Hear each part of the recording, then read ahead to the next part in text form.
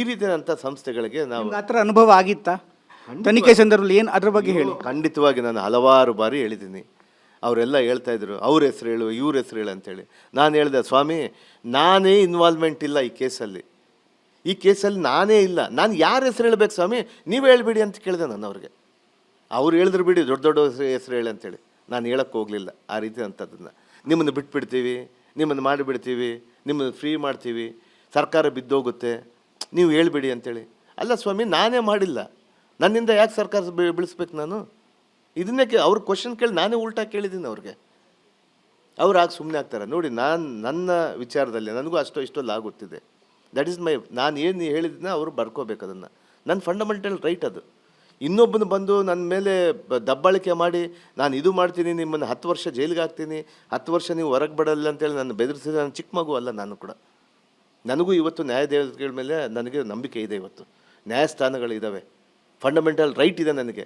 ಬಾಬಾ ಸಾಹೇಬ್ ಅಂಬೇಡ್ಕರ್ ಕೊಟ್ಟಂಥ ಸಂವಿಧಾನದಲ್ಲಿ ನನಗೆಲ್ಲ ಪೂರ್ಣವಾದ ರೈಟ್ ಇದೆ ನನಗೆ. ಆ ಹಕ್ಕನ್ನು ಇವ್ರು ಯಾಕೆ ಕಲಿಸ್ತಾರೆ ಹೇಳಿ? ಇವ್ರು ಬಂದುಬಿಟ್ಟು ನನಗೆ ಅವ್ರ ಹೆಸರು ಹೇಳಿ ಇವ್ರ ಹೆಸರು ಹೇಳಿ ಅಂದರೆ ಆಗೋಗುತ್ತಾ? ನಾನು ಅದನ್ನು ಹೇಳಿದ್ದು, ನೋಡಪ್ಪ ನಾನೇ ಇಲ್ಲ ಇದರಲ್ಲಿ, ನಾನು ಯಾರ ಹೆಸರು ಹೇಳಬೇಕು ಹೇಳಿ ಅಂತ ಕೇಳಿದ್ರು. ಅವ್ರು ಹೇಳ್ತಾರೆ ಅವರು ಮುಖ್ಯಮಂತ್ರಿ ಇವ್ರ ಹೆಸರು ಹೇಳಿ ಅವ್ರ ಹೆಸರು ಹೇಳಿ ಅಂತೇಳಿ. ಅವತ್ತು ಭಾಳ ಪ್ರೆಷರ್ ಮಾಡಿದ್ರು ನನಗೆ. ನಾನು ಹಲವಾರು ಸಂದರ್ಭದಲ್ಲಿ ಹೇಳಿದ್ದೀನಿ ನಾನು ಇದನ್ನು. ಎಷ್ಟೋ ಜನ ಪ್ರಯತ್ನ ಮಾಡ್ತಾಯಿದ್ರು. ನಾನು ಇನ್ನೂ ಕೆಲವೆಲ್ಲ ಇವತ್ತು ಬಹಿರಂಗ ನಾನು ಪಡಿಸಲ್ಲ. ಒಂದಿನ ಮುಂದೆ ಒಂದಿನ ನಾನು ಈ ರಾಜ್ಯದ ಜನತೆಗೆ ನಾನು ಹೇಳ್ತೀನಿ ನಾನು ಅಲ್ಲಿ ಏನು ನಡೀತು, ಏನು ಮಾಡಿದರು, ಆಮೇಲೆ ನಂತರ ದಿನಗಳಲ್ಲಿ ಏನು ನಡೀತು ಅಂತೇಳಿ. ಸ್ಫೋಟಕವಾಗಿರುತ್ತೆ ಹಾಗಾದರೆ.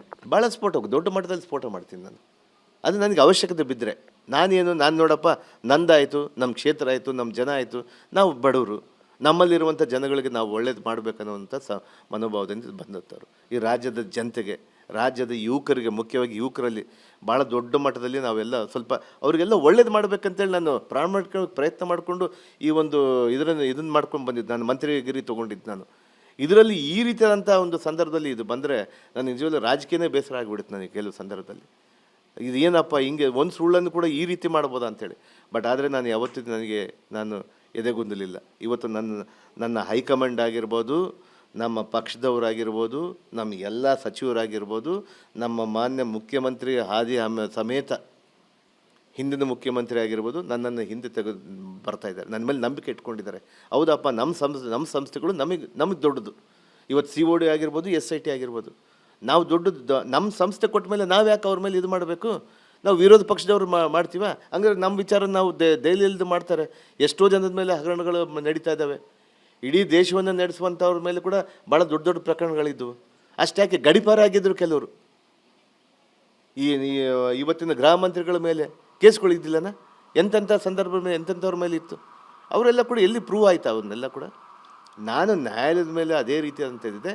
ಆದರೆ ನಾನು ನಮ್ಮ ಮಾಧ್ಯಮದ ಮೂಲಕ ನಮ್ಮ ಹೈಕಮಾಂಡ್ಗೆ ನಾನು ಧನ್ಯವಾದಗಳನ್ನು ತಿಳಿಸ್ತೀನಿ. ನಿಜವಾಗ್ಲೂ ಅವ್ರು ನನ್ನ ಮೇಲೆ ನಂಬಿಕೆ ಇಟ್ಕೊಂಡಿದ್ದಾರೆ. ಇಲ್ಲ, ನಾಗೇಂದ್ರ ತಪ್ಪು ಮಾಡಲಿಲ್ಲ.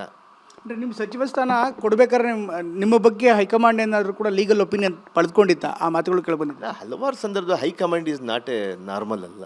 ನಮ್ಮ ಹೈಕಮಾಂಡ್ ಕೂಡ ಎಲ್ಲ ಕೂಲಂಕುಷವಾಗಿ ನೋಡುತ್ತೆ. ಇದರಲ್ಲಿ ಏನಿದೆ, ಏನು ಸತ್ಯಾಸತ್ಯತೆಗಳನ್ನು ಏನಿದೆ ಅಂತೇಳಿ ಅವ್ರು ಅರಿತಿದ್ದಾರೆ. ದೊಡ್ಡ ದೊಡ್ಡ ಪಂಡಿತರ ಹತ್ರ ಅವರು ತೊಗೊಂಡಿದ್ದಾರೆ. ಈ ಕೇಸ್ನ ಪೊಲಿಟಿಕಲಿ ಮೋಟಿವೇಟೆಡ್. ಇವತ್ತು ನಾನು ಕಾಂಗ್ರೆಸ್ ಪಕ್ಷದಲ್ಲಿ ಇಲ್ಲ ಅಂದರೆ BJPಯಲ್ಲಿ ಇದ್ದರೆ ನನಗೆ ಕೇಸ ಇರ್ತಿದ್ದಿಲ್ಲ. ಎಲ್ಲಿರ್ತೈತೆ ನನಗೆ ಈ ಕೇಸು?